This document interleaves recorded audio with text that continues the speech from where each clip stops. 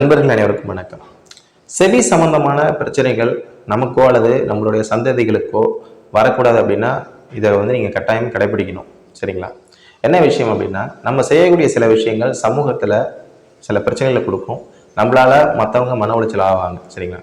இந்த கோயில்களுக்கு போகிறப்பையோ அல்லது பொது இடங்கள்லையோ அல்லது ஒரு அமைதியை தேடி போகக்கூடிய எந்த ஒரு விஷயமா இருந்தாலும் அந்த இடங்களில் போயிட்டு நம்ம அதிகப்படியான சத்தத்தை எழுப்புறது, ஹார்ன் அடிக்கிறது, சம்மந்தமே இல்லாமல் வெடி வெடிக்கிறது, இந்த பிபி மாதிரியான விஷயங்களை வச்சுட்டு ஊதுறது, இதெல்லாம் நீங்கள் தவிர்த்துக்கிங்க அப்படின்னா உங்களுக்கு கெட்ட கருமாக்கள்